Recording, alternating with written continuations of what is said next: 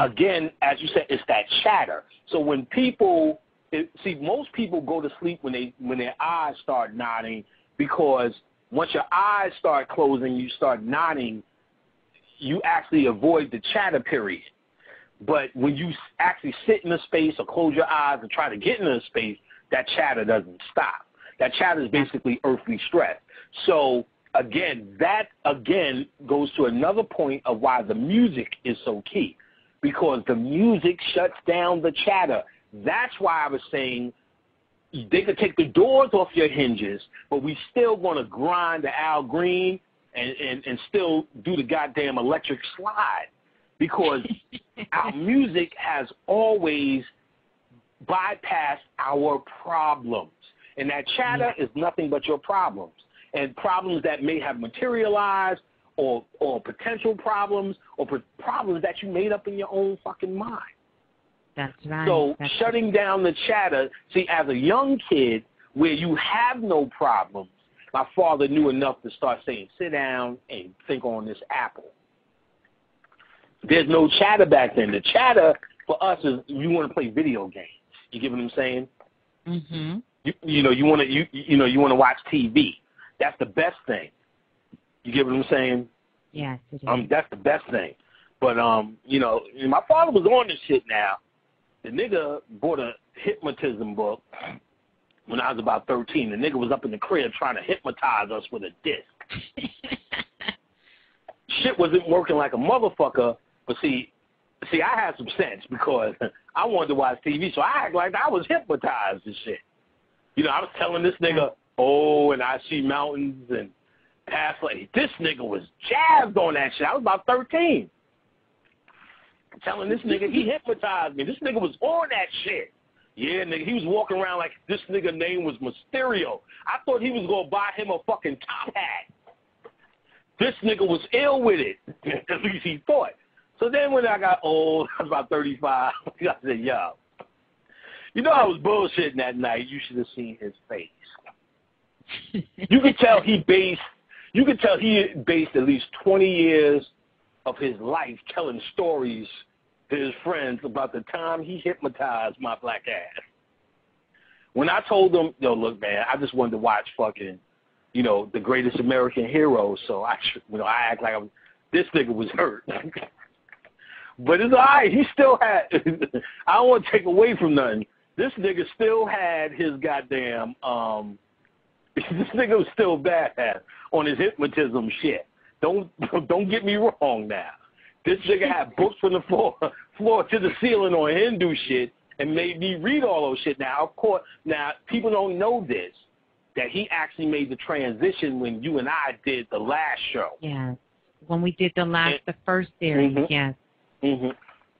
Made contact with him and all of that kind of shit. That's not an issue. But this nigga, ultimately, all the stuff I'm telling you about, him teaching me to meditate at a young age, all of that was for a future time, and all of that was an agreement that him and I had made for this particular work, if you will.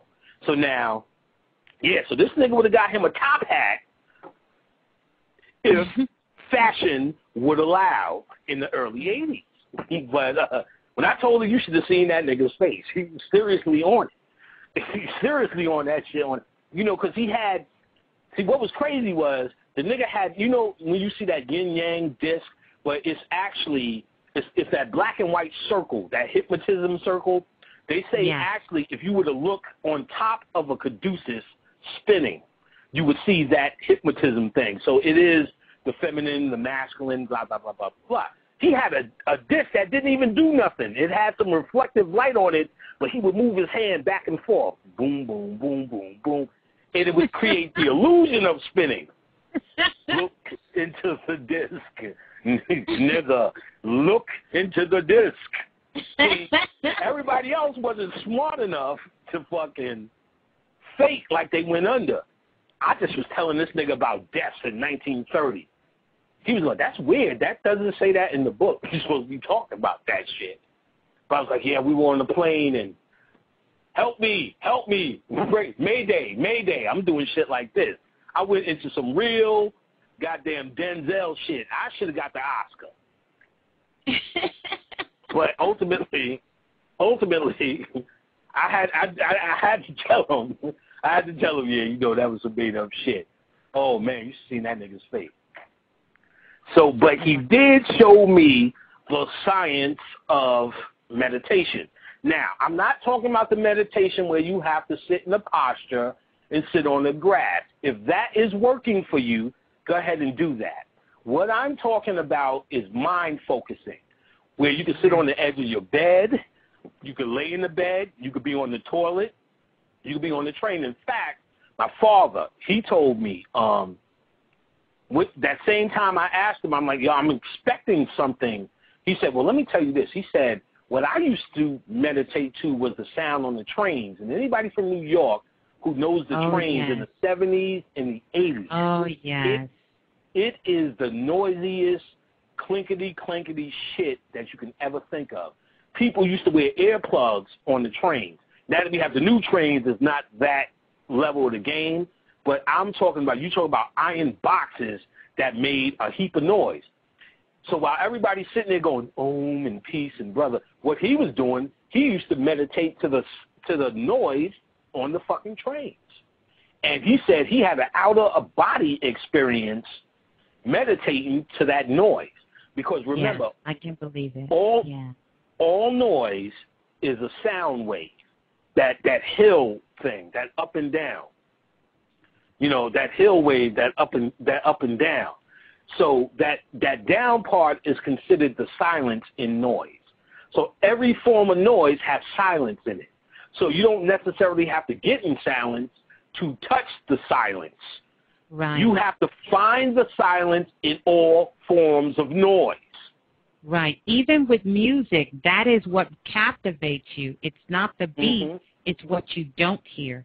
The note you don't hear. It's the spacing between it. Yes. Right. In the drumming, they say it's the space between the drums that's actually moving you. That's the God element, that nothingness, which is the feminine. That's the goddess, the nothingness, that space. So even within racket, that's the nothingness. The same sister told me, she's like, there's just so much noise in my house. Because I can't meditate, you know, I got all this chatter. So I said, well, do it to the music. She did it to me. Oh, Panic, Panic, Panic, brother. Wow, that really did. I seen the stars. That was the same sister. So she said, she said, in my house, there's, you know, the neighbors, they run back and forth, da, da, da, da. I said, well, know something? When that happens to me, I meditate to that. Right. And find the silence in that chatter. What does that allow me to do when I'm walking around in my daily life and there's all this chatter and noise? I still, because I've done the work, I'm able to find the silence within all the chatter.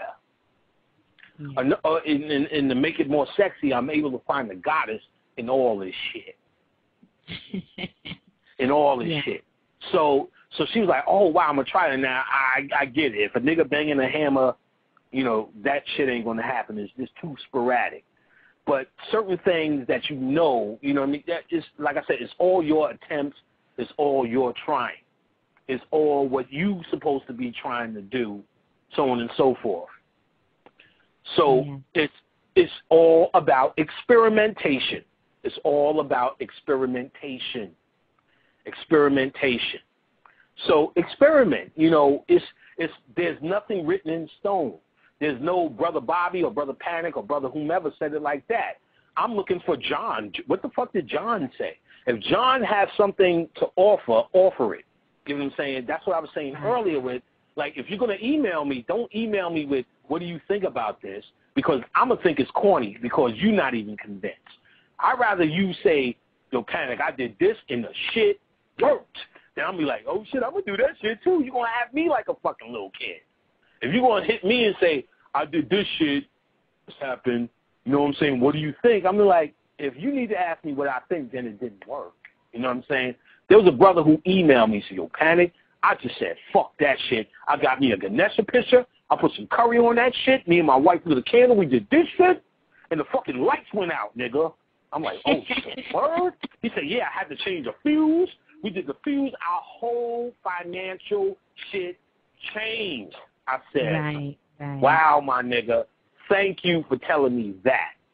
If anything's going to bring a fucking tear to my eyes, that's going to do it. Because he didn't say, I'm going to do this because I heard it on Blog Talk and Panic said it. He went aggressive and the shit happened for him.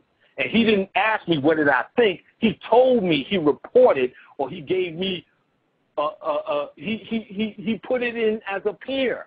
And believe you me, the best thing I can say to you is, look, I'm trying to get with you as a peer. I'm looking, I said this before, I'll say it again. I'm here to learn more than I'm here to teach anybody anything. I'm looking for somebody to say, guess what the fuck I did, and guess what the fuck happened. That shit makes me start flapping my legs. Word? Oh, shit. Because that's really what gets me off. Somebody making breakthroughs, especially other than me.